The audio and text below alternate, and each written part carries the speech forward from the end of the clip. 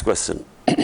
احمد کھوکھر ہے اور میں بھاولپور سے بلانگ کرتا ہوں. پاکستان میں ایک الیکٹڈ گورنمنٹ چینج ہوئی ہے, ایک مراسلہ آیا امریکہ سے جس میں کہا گیا کہ اگر یہ گورنمنٹ نہ ہٹائی گئی تو بڑے مشکل حالات سے گزرنا پڑے گا. کل جناب عزت مآب D G I S P R صاحب بھی کل ایک پروگرام میں تھے, انہوں نے فرمایا یہ ایک انٹرفیئرنس ہے جس کے اوپر ڈیمانڈس بھی کیا جا چکا ہے, لیکن یہ اس میں سازش نہیں نظر آئی ان کو. قوم ایک پریشان ہے, وہ جاننا چاہتے ہیں کہ یہ اس میں آخر ہوا کیا ہے. ایک کمیشن جوڈیشل کمیشن بنا دیا جائے اور جو سپریم کورٹ میں لوگ سارے اپنے جو ہے ثبوت لے کے جائیں, اوپن ہیئرنگ ہونی چاہیے تاکہ سب لوگ دیکھیں کہ ہوا کیا ہے پاکستان کے ساتھ, رجیم چینج کیسے ہوئی ہے. دیکھیں, پہلے تو جو فیکٹس ہیں جن کو کوئی ڈینائی نہیں کر سکتا, یعنی کوئی بھی ان کی تردید نہیں کر سکتا. 7 مارچ کو ڈونلڈ لو پاکستان ایمبیسی میں ایک آفیشیل میٹنگ میں بیٹھتے ہیں اور پاکستان امبیسڈر کو کہتے ہیں کہ اگر عمران خان کو آپ نے پرائم منسٹرشپ سے نہ ہٹایا, یہ نو کانفیڈنس کی جو موشن آ رہی ہے تو پاکستان کو بڑے فیس کرنا پڑے گا, بڑی مشکلات کا دھمکی دیتا ہے, اور اگر اس کو ہٹا دیا گیا تو پاکستان کو معاف کر دیا جائے گا. یہ فیکٹ ہے.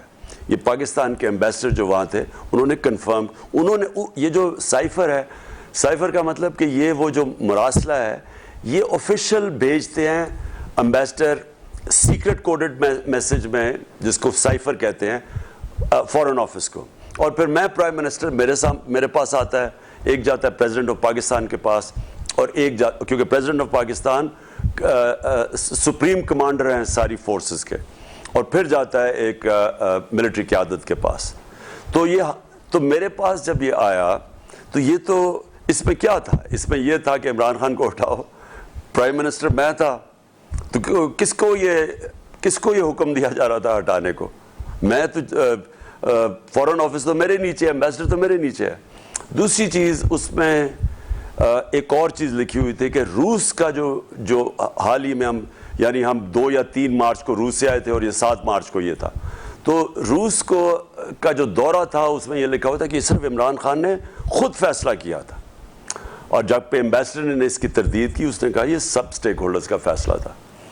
اور پھر یہ 7 کو آتا ہے, 8 کو نو کانفیڈنس ٹیبل ہو جاتا ہے نیشنل اسمبلی میں, اور اس کے بعد ہمارے وہ اتحادی اور ہمارے جو اپنے ممبرز پارلیمنٹ تھے ان کو ایک دم لگتا ہے کہ اوہو یہ تو جناب بہت بری حکومت ہے, ہم نے تو اس حکومت کو چھوڑنا, ہم نے تو ایک دم ان کو یہ چیز یاد آ جاتی ہے. اور ہمارے جو بیک بینچرز ہیں جس میں یہ لوگ پہلے امریکن ایمبیسی میں جا کے, ہمارے پاس پورا ریکارڈ ہے, یہ امریکن ایمبیسی بھی جایا کرتے تھے, یہ 3-4 جو سب سے پہلے لوٹا ہوئے, تو انہوں نے ایک دم ساروں نے فیصلہ کیا کہ پارٹی گورنمنٹ گرانے کا اور چھوڑنے کا.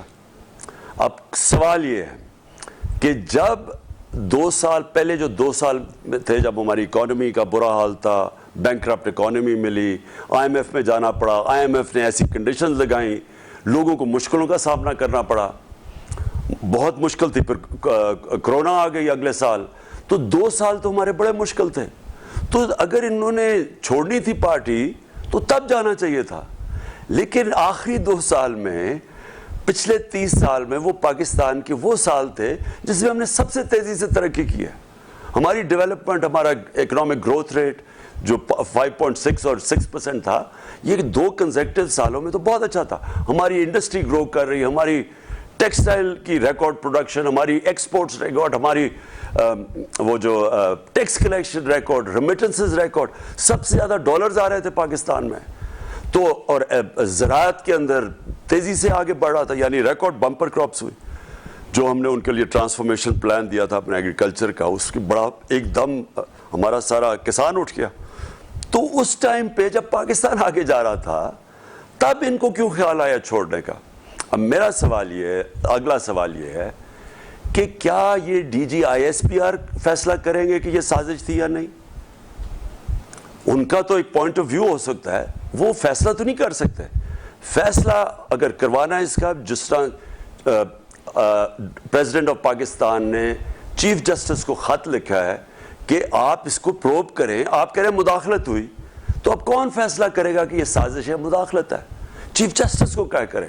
میں نے جب پرائم منسٹر تھا میں نے جوڈیشل کمیشن کا, میں نے کمیشن کا فیصلہ کیا, जुडिशल कमीशन नहीं, कमीशन का फैसला किया कि वो प्रोब करे कि यह साजिश हुई है नहीं हुई। हमें तो पता है साजिश हुई है, लेकिन एक प्रॉपर इन्वेस्टिगेशन होनी चाहिए थी, जो हुई नहीं अभी तक। तो कोई नहीं कह सकता, डीजी ISPR ये नहीं कह सकते साजिश है या नहीं है। वो ये मुदाखलत तो सबने मान लिया ना कि मुदाखलत है।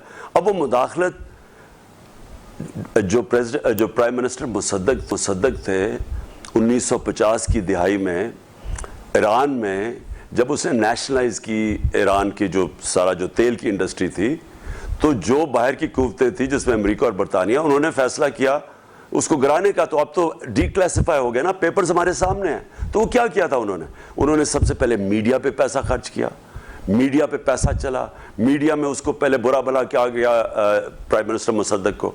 फिर उन्होंने ऑपोजिशन से मुजाहरे करवाए, जिस तरह ये काम पे टांगने वाली जो मार्चेस करवाई और जिस तरह ये लॉन्ग मार्च, उन्होंने ऑपोजिशन को पैसा दिया, उन्होंने किया। ये अब रिकॉर्ड के ऊपर आई हुई चीज़ें। और फिर उन्होंने उनको लोग खरीदे, जो प्राइम मिनिस्टर मुसद्दक की पार्टी के लोग थे, उनके ऊपर पैसा चला।